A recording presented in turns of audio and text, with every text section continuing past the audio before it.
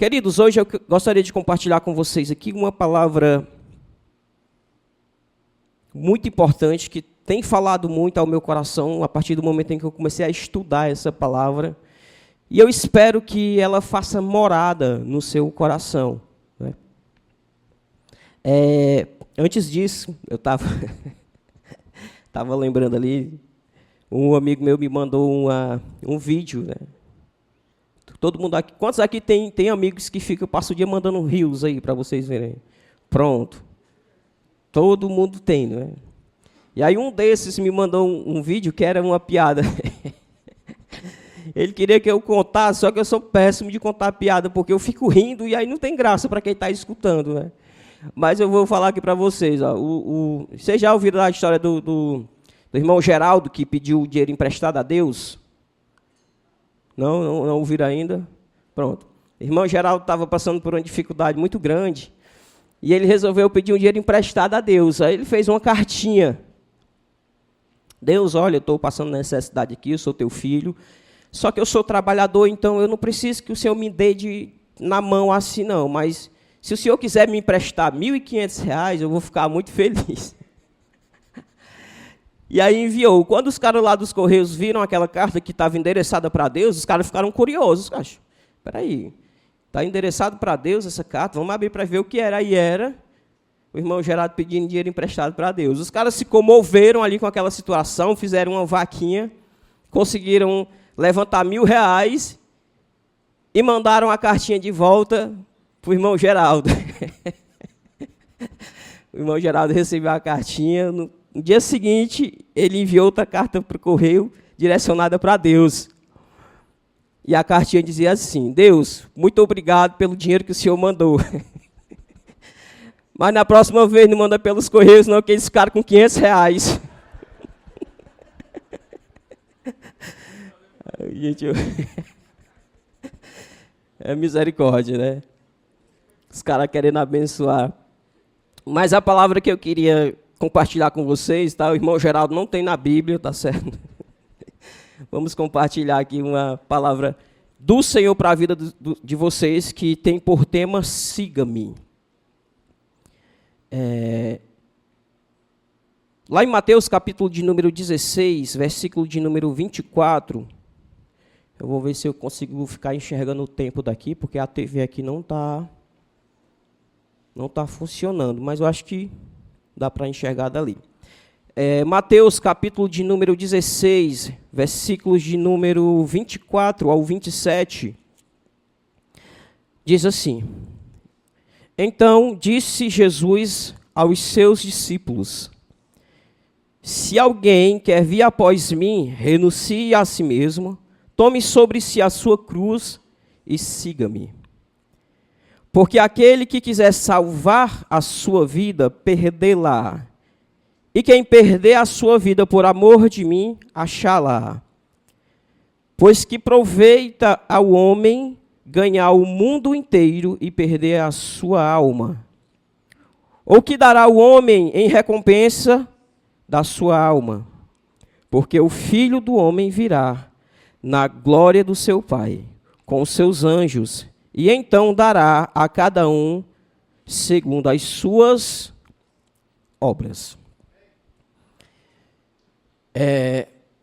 Eu sempre gosto de tirar 2 minutinhos para explicar o prosseguimento do tipo de mensagem que a gente tem trazido. Dentro da galera que estuda teologia, isso se chama homilética, né? As mensagens que você vai levar, ela tem que ter um padrão. E eu gosto de dizer qual é o tipo de mensagem para a pessoa se situar. Por exemplo, tem a mensagem temática. São 3 tipos mais comuns. Deu certo agora? Obrigado, filho.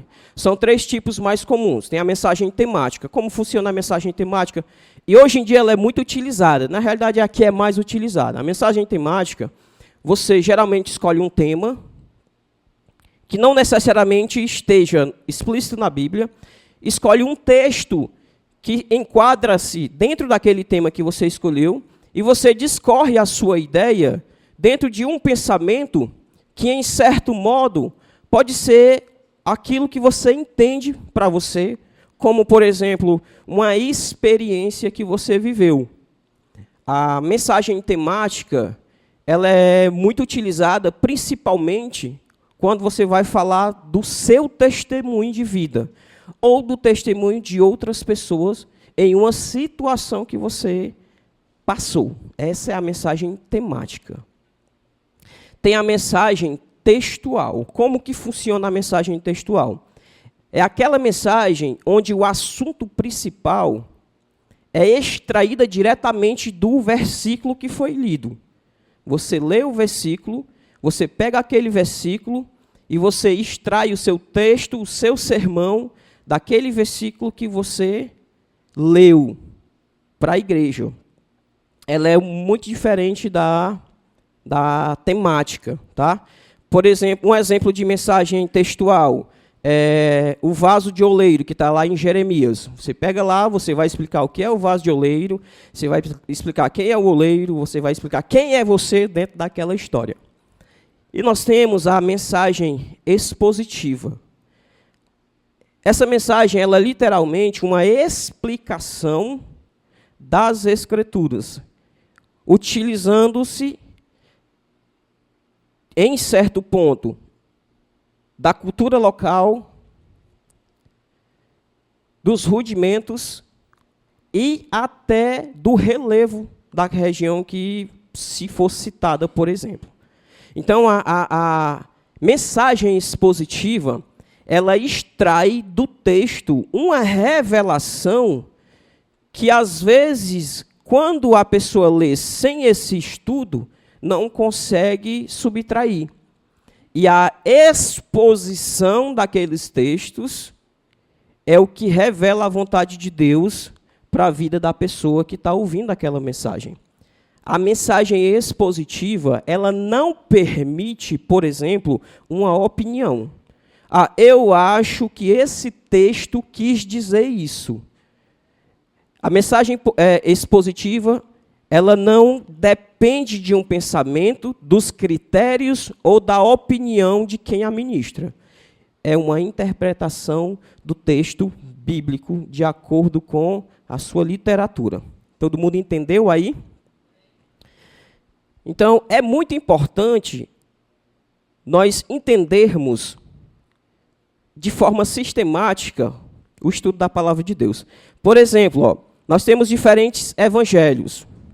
São 4, não é isso? Lucas, Mateus, Marcos, Lucas e João. Eu vou mostrar para vocês 3 textos em 3 evangelhos diferentes que falam da mesma coisa, que você pode ter percepção diferente. Olha só. Esse que eu li com vocês, Mateus 16 e 24. O que ele diz? Olha. Disse Jesus aos seus discípulos: se alguém quer vir após mim, renuncie-se a si mesmo, tome sobre si a sua cruz e siga-me. Então Jesus disse a quem? Aos seus discípulos. Lá em Marcos, capítulo de número 8, versículo de número 34, diz assim, olha: e chamando a si a multidão com os seus discípulos, disse: se alguém quer vir após mim, negue-se a si mesmo, tome a sua cruz e... Aqui Jesus chamou quem? Só que no versículo anterior ele chamou quem? Os seus? Olha lá Lucas, capítulo de número 9, versículo de número 23. E dizia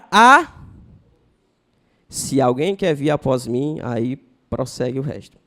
Então, se uma pessoa que não faz essa exposição do texto que está lendo, ela for ler lá em Mateus, ela vai dizer, isso daqui é só para os discípulos de Jesus, porque ele chegou para os seus discípulos e disse, olha, meus discípulos, se você quer vir após mim. Se você for ler em Marcos, você vai dizer, olha, Jesus estava com os discípulos, mas ele chamou a multidão. Então, isso tem que ser diretamente para multidão, porque os discípulos já estavam com Jesus. Aí você vem para Lucas e disse, e chamando discípulos e... Então, o chamado para seguir Jesus, ele é para todos, discípulos e multidão. Então, é muito importante que a gente entenda como que funciona essa exposição da palavra de Deus. Mas um primeiro fato que é muito importante, que nós precisamos entender nessa passagem, é que o chamado para segui-lo, ele é opcional e consciente. O chamado de Jesus, ele é opcional e consciente. Em nenhum dos convites que Jesus fez, você vai ver ele forçando, amedrontando, chantageando, acusando ou apontando. Olha o que é que diz lá em Mateus, capítulo de número 11, versículo de número 28. Vinde a mim, todos os que estáis cansados e oprimidos, e eu vos... Então, ele fez o quê? Um convite. Vinde a mim. Lá em Mateus, capítulo de número 4, versículo de número 18 ao 22, diz assim, olha. E Jesus, andando junto ao mar da Galileia, viu dois irmãos, Simão, chamado Pedro, e André, os quais lançavam as redes ao mar, porque eram pescadores. E disse-lhes, vinde após mim, e eu vos farei pescadores de homens. Então eles, deixando logo as redes, seguiram. E adiantando-se dali, viu outros dois irmãos, Tiago, filho de Zebedeu, e João, seu irmão, num barco com Zebedeu, seu pai. Estavam consertando as redes. E o que foi que ele fez? Chamando-os, eles deixaram imediatamente o seu pai e o seguiram. Então você vê que o que Jesus fazia era identificar o potencial apóstolo, o potencial seguidor, e ele confirmava através de um convite. Então ele dizia, olha, vem e segue-me. E os caras eram doidos, velho. Eles deixavam o que eles estavam fazendo lá e ia atrás de Jesus. Eu queria entender como é que funcionava isso, né? Tipo, tu tá ali na tua barraca vendendo um salgado, sei lá, na padaria vendendo pão, no comércio vendendo arroz, aí chega um caba lá, ei, eu tô ali reunindo a multidão, deixa tudo que tem aí, nunca mais volta para ir embora atrás de mim. Rapaz, olha, tem que ter uma intervenção divina, porque eu dizia, rapaz, para lá, seu doido. Deixar aqui. E o cara estava mais o pai, ajeitando as redes lá, costurando para ir pescar. Aí Jesus chega, ei, bora, vocês dois, bora, me seguem. E os caras se constrangiam com o chamado e abandonavam tudo que estavam fazendo e iam. Então, o convite que o Senhor faz, ele é opcional e também consciente. Aleluia. Agora, quando Jesus fala, se alguém quer vir após mim, basicamente, ele está dizendo o seguinte, olha, existe uma caminhada a ser feita. Existem processos a serem seguidos. Existem situações a serem respeitadas. Existem sacrifícios, renúncias, e exige de você uma vida de abnegação. Porém, o convite é opcional. Mas, se nós estamos aqui, é porque um dia nós ouvimos esse convite, nós, de uma maneira insana, aceitamos este convite, e precisamos entender que precisamos negar a nós mesmos. Depois que Jesus faz o convite e nós recebemos aquele convite, aceitamos aquele convite, olha como é legal, você recebe lá um convite para um aniversário de um filho de um amigo seu. Lá no convite não vai estar dizendo que é obrigatório, é opcional. Mas a partir do momento em que você aceita estar naquele aniversário, naquele local, você sujeita-se à programação que vai acontecer ali. Agora é hora de levantar e bater palma. Agora é hora dos parabéns. Agora é hora de botar roupa para o menino ir para a piscina. Você não tem opção, não. Vai lá e vai fazendo isso, vai fazendo aquilo. Dentro do convite que Jesus nos fez a segui-lo, nós precisamos negar a nós mesmos. Desde o início dos tempos, existe uma batalha que atua no nosso corpo, na nossa mente. Os nossos desejos guerreando contra a vontade de obedecer a Deus.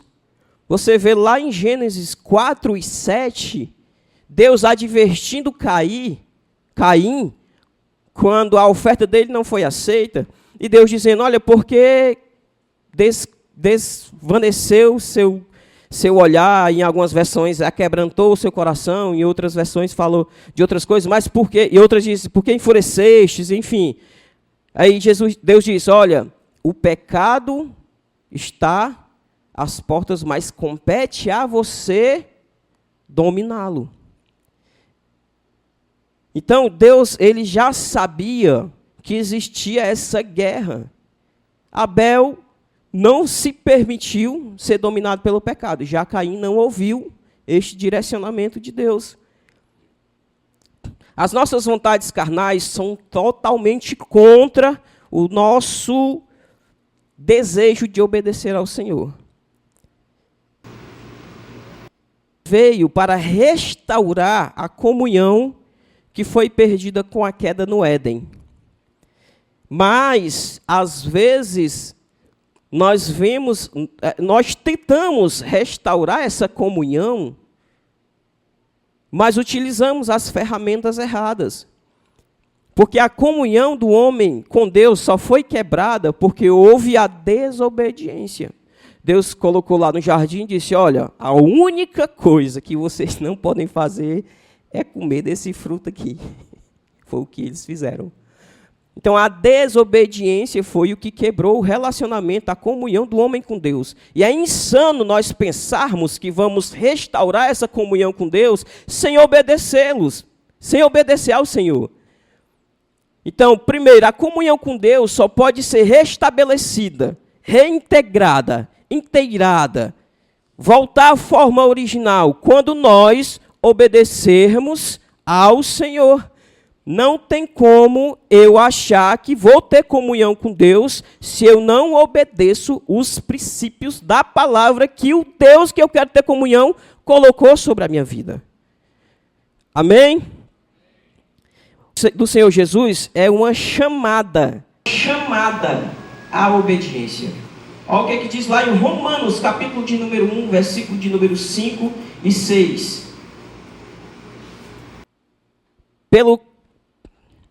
Pelo qual recebemos a graça e o apostolado para a obediência da fé entre todas as gentes, pelo seu nome do Senhor Jesus, entre a quais sois também vós chamados para serdes de Jesus Cristo.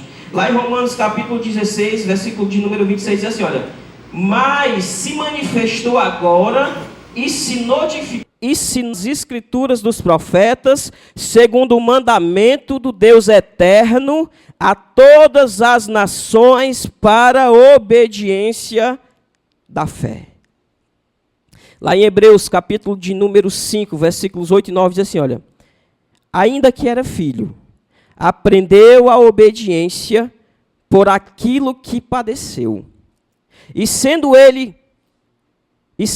consumado, veio a ser causa de eterna salvação para todos os que lhes obedecem. A causa de eterna salvação é Jesus.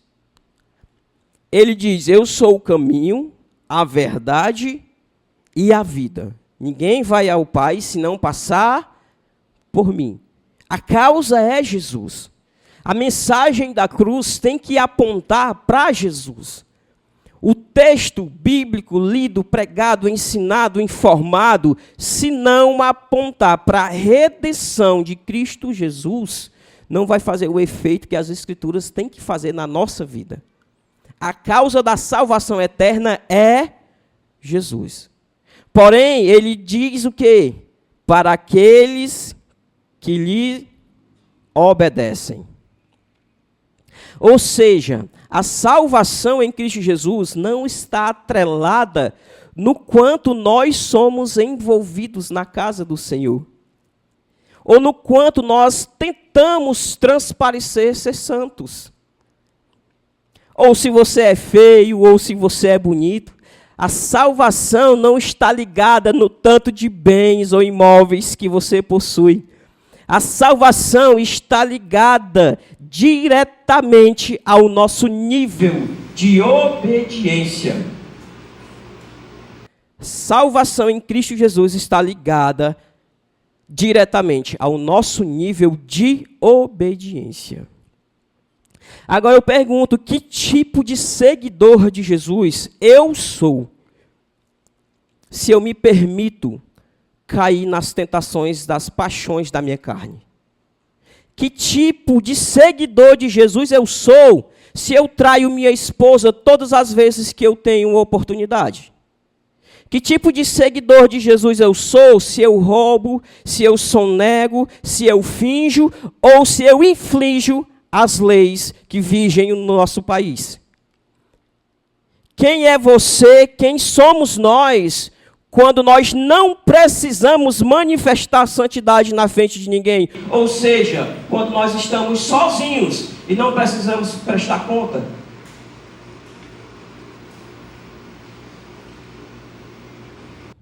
Sabe por que às vezes nós não vencemos o pecado na nossa vida? Porque nós não nos sacrificamos o suficiente ao ponto de negar a nós mesmos, ao desejo, às vontades da carne. Nós temos que receber as repreensões do Senhor e aprender com elas. Queridos, uma vez eu já até falei isso para os meus discípulos, uma vez eu estava discipulando com o Anderson, e aí foi uma das maiores lapadas que eu levei na minha vida. O Anderson ligou: Rodrigo, tu vai poder discipular hoje? Eu vou, meu pastor, estou chegando aí, tá, cheguei. E eu só falando besteira.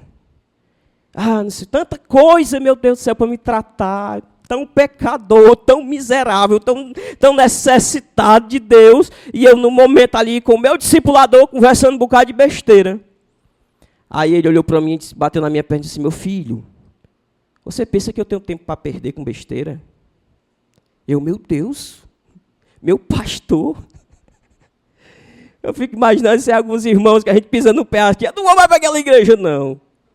Meu pastor falou assim comigo: meu filho, olha, deixa eu te contar a história aqui, Rodrigo. Ó, minha esposa está viajando com as minhas 2 filhas.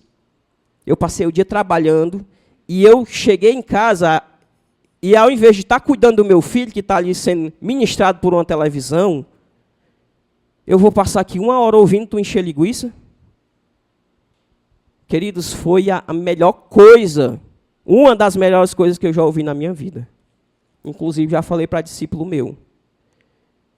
Nós temos que receber a repreensão em amor e mudar, ao invés de querer mudar de igreja, de querer mudar de discipulador, de querer mudar de célula. Outro dia, olha esse exemplo aqui. Eu vi um irmão que estava com tempo que eu não via mais na igreja. Aí só que nós temos 3 cultos, e não é sempre que eu fico nos 3 cultos. E aí eu disse: irmão, e aí você está indo para qual culto? Como é que está lá na célula? Cara, eu não estou mais indo para a célula, não. E nem estou indo mais para o culto. Estou procurando aí o culto, estou procurando aí a igreja para me congregar, não sei o quê. Aí eu estava com outro irmão do meu lado. E aí o cara disse... Aí eu disse: oxe, cara, mas foi o que aconteceu? Você é tão amado, tão querido. Aí o irmão disse assim: não, cara, é porque teve lá na célula, eu levei um lanche. Todo mundo gostou do lanche. Sim, uma coisa fantástica, eu fiz com as minhas mãos, não sei o quê. Só que teve um irmão que não sabia que era eu que tinha feito, e chegou lá na roda que a gente estava conversando e disse: gente, o lanche, eu não vou dizer o que era o lanche não, né, porque pode alguém estar lá. O lanche não estava muito bom hoje não, achei um pouquinho salgado. Aí o meu queixo quase encosta no meu joelho. Aí o irmão que estava do meu lado disse assim: realmente é muito sério a pessoa chegar para falar de um lanche, não sei o quê. Aí eu disse: meu irmão, toma vergonha nessa tua cara. Desse jeito. E o irmão está aqui, se quiser eu chamo ele para confirmar. Como é que tu deixa de congregar na igreja, na casa do Senhor, deixa de participar da família em uma célula, porque alguém reclamou do lanche que tu levou, sendo que toda a célula gostou do restante? Se não gostou, mentiu, né? Mas pelo menos não falou. Sim, irmão, volte para o Senhor. Você está arriscando a sua salvação por falta de obediência, por conta de uma situação tão simples como essa. Aí eu fico imaginando se uma pessoa chega, mas não traga mais lanche para essa célula, não, porque esse seu lanche não prestou mais, não, estava salgado demais, não sei o quê. Queridos, nós temos que ser repreendidos sempre que nós precisarmos. E a postura é de mudança. A Bíblia diz o quê? Quando ouvirdes a voz do Senhor, não endureceis o vosso coração. Em Provérbios diz que a repreensão no início traz o furor, mas depois a sabedoria acalenta. Por exemplo, você está escutando aquilo ali, está te doendo. Eu não gostei não quando meu pastor disse, poxa, tu vem só para falar besteira no discipulado, precisando crescer em tanta área. Mas eu baixei a cabeça e disse, oh, meu pastor, me perdoe. Você está certo.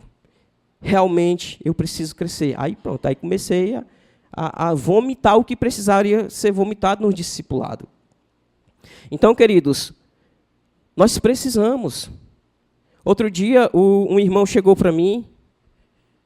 Eu estava com o irmão também, eu só ando com gente assim, né, perto de mim. Aí o irmão disse assim, ei, sabe quantos anos eu estou fazendo de crente hoje? Aí eu, não, 35 anos de crente. Aí o irmão, rapaz, como foi que tu aguentou tanto tempo de crente, não sei o quê. Aí, queridos, aquilo bateu um temor tão grande no meu coração. Eu disse, cara, parabéns. 35 anos no evangelho é muita coisa. Mas, cara, tu não discipula ninguém. Tu não lidera uma célula. Tu não é envolvido em nenhum ministério da igreja. E o teu orgulho é dizer que está com 35 anos, que tu não faz nada ainda da igreja. Aí o irmão ficou meio triste, depois eu amei, cuidei, meu querido, é porque você tem que buscar o crescimento. Tá? Glória a Deus, porque você está com 35 anos. Eu tenho certeza que pelo que você passou, você não sai mais da igreja. Mas já está na hora de crescer. Queridos, olha, eu tenho certeza que se você é líder de célula, o que vai te cansar não é o visitante que tu convidou, que está com 10 vezes que te dá cano. Não é o novo convertido que não está sabendo dar uma oferta direito. Não é aquele irmão, o vizinho que bota o som bem na hora que tu está fazendo a célula.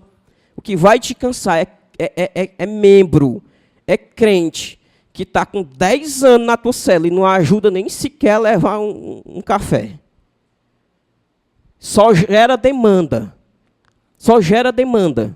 Preciso de alguém para cuidar de mim, mas não quer cuidar de ninguém. Não quer cuidar de ninguém. É porque eu preciso ser cuidado, eu preciso que alguém olhe para a minha família, mas não abençoa a família de ninguém.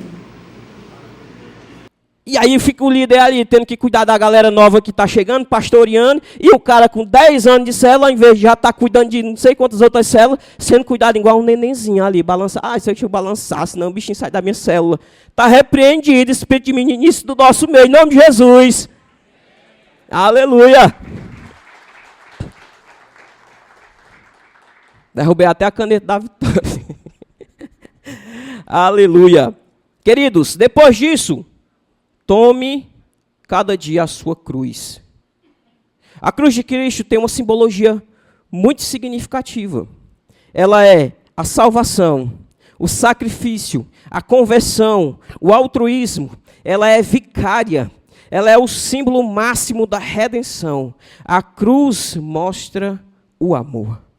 Tudo isso é muito lindo, maravilhoso, encantador e poético. Só que ela também representa a dor de Jesus por nossos pecados. Ela representa o sofrimento, o sufoco, a tensão, o esgotamento físico e mental. A cruz representa renúncia, representa negar-se a si mesmo. Por fim, a cruz revela a nossa morte para um mundo caído. Lá em Gálatas, capítulo de número 2, versículo de número 20, diz assim: já estou crucificado com Cristo. E vivo não mais eu, mas Cristo vive em mim. E a vida que agora vivo na carne, vivo-a na fé do Filho de Deus, o qual se entregou a si mesmo por mim. Romanos, capítulo de número 6, verso 6, diz assim, olha, sabendo isto, que o nosso velho homem foi crucificado para que o corpo do pecado seja desfeito, a fim de que não sirvamos mais ao pecado. Como que eu digo que sou seguidor de Jesus, mas ainda sirvo ao pecado? Não faz sentido.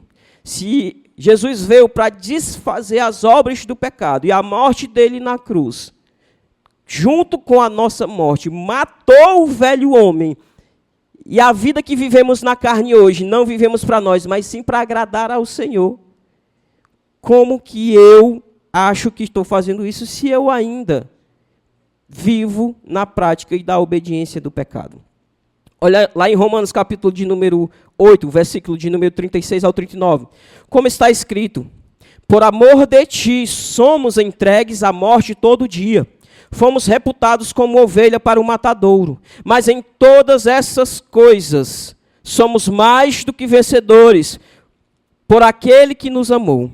Porque eu estou certo que nem a morte, nem a vida, nem os anjos, nem os principados, nem as potestades, nem o presente e nem o porvir, nem a altura e nem a profundidade, nem alguma outra criatura nos poderá separar do amor de Deus que está em Cristo Jesus, nosso Senhor. Aleluia. Segundo aos Coríntios, capítulo de número 4, versículo de número 11, diz assim, e assim nós, que vivemos, estando sempre entregues à morte por amor de Jesus, para que a vida de Jesus se manifeste também em nossa carne mortal. Colossenses, capítulo 2, verso 20, diz assim, se, pois, estáis mortos com Cristo, quanto aos rudimentos do mundo, por que vos carregam ainda de ordenanças como se vivessem no mundo? Olha como é interessante. Se você está morto com Cristo na cruz, se você está carregando todo dia a sua cruz, porque você ainda se encarrega de coisas que são mundanas. O seguidor de Jesus, que já renunciou a si mesmo, e está colocando a cruz de Cristo, provando a sua morte para o pecado, ele também renuncia ao pecado. Colossenses diz, se você já está morto com ele, lá em Timóteo, 2 Timóteo, na realidade, capítulo de número 1 e 11, diz assim, olha, a palavra fiel é esta, que se morremos com ele, também com ele viveremos. A cruz de Jesus, que Jesus nos manda carregar, representa nossa morte e negação ao sistema mundano, ao pecado. Ela representa nossa vitória sobre o pecado. Representa nossa ressurreição em Cristo Jesus para uma nova vida. Aleluia. E para finalizar, o último ponto, siga-me. Ele diz, aquele que quer vir após mim, primeiro, negue-se a si mesmo.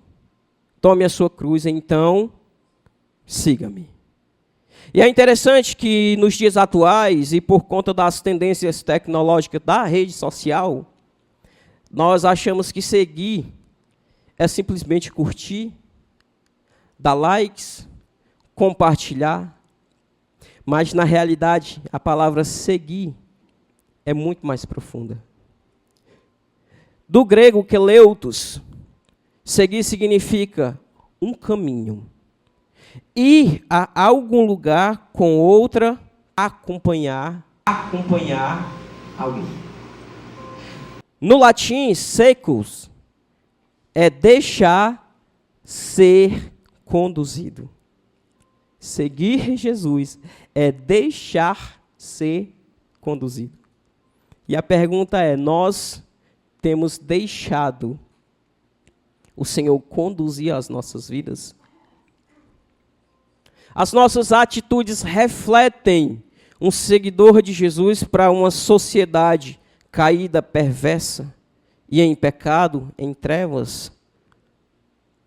Nós temos abnegado, nós temos deixado de fazer as nossas próprias vontades no cumprimento da obediência ao Senhor?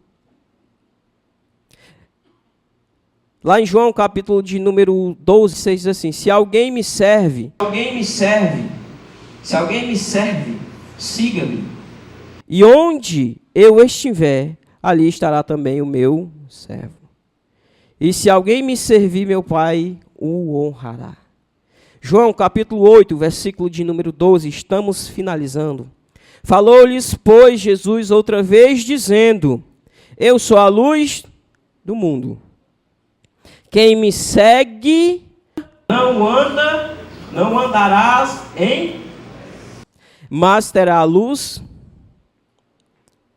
Quem me segue não anda em trevas, mas terá a luz da vida. O pecado, nós temos uma visão sobre a tentação que não é bíblica, não é real, ela é fictícia. Nós achamos que vai existir em algum momento da nossa conduta com Cristo um elixir da amnésia. É tipo assim, ó, tem aqui esse copo. Eu não estava com sede, era só para fazer o teste. Tem um copo. Aí eu digo assim: ei, você, ó, você quer parar de ser tentado? Você quer parar de pecar? Vem aqui, ó, bebe aqui desse copo. E tu vai esquecer que tu é tentado. Sabe de nada, inocente.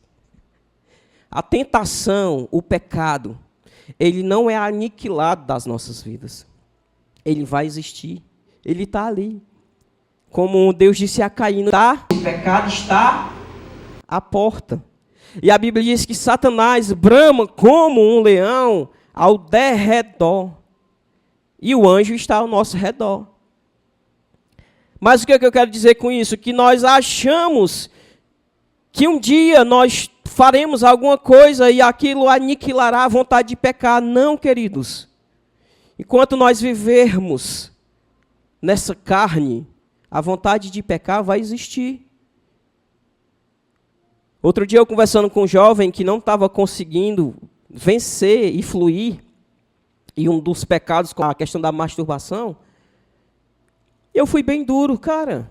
Sabe por que tu não tem vencido? Porque tu se permite.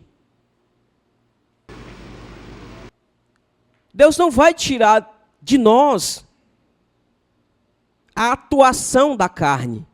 A Bíblia diz: olha, eu não oro para que tires do mundo, mas que os guarde no mundo.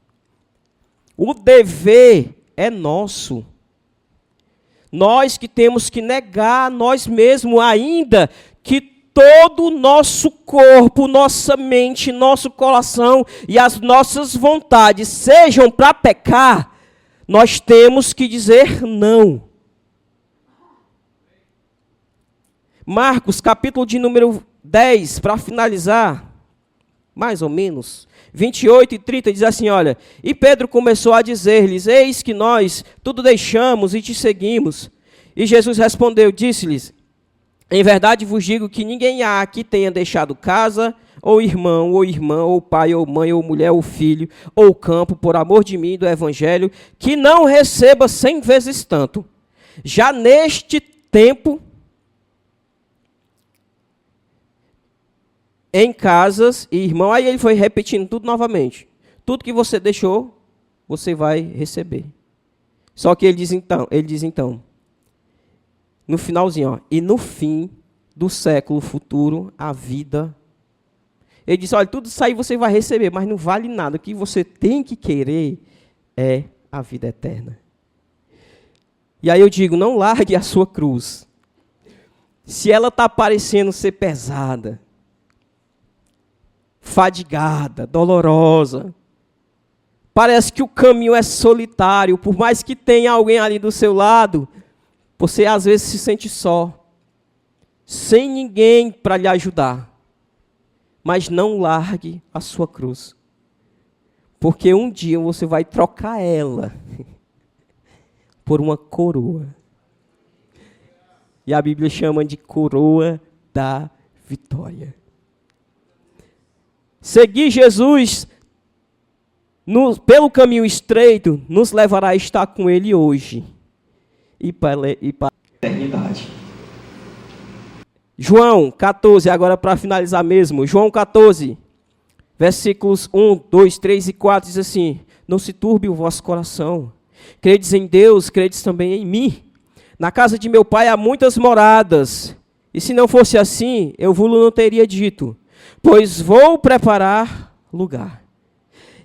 E se eu for e vos preparar lugar, virei outra vez, e para mim mesmo, para que onde eu estiver, estejais vós também. Mesmo vós sabeis para onde eu vou e conhece o... Quem segue Jesus, quem nega-se a si mesmo, e quem anda com a sua cruz, sabe o caminho. Fiquemos de pé em nome de Jesus.